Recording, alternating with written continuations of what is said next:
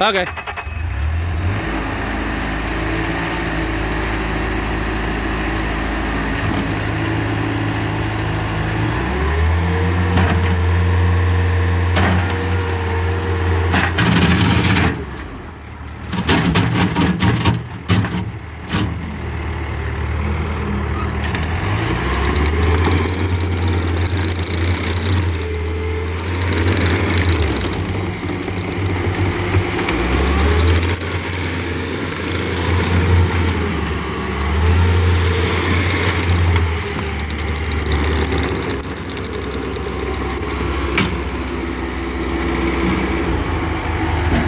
Hold on.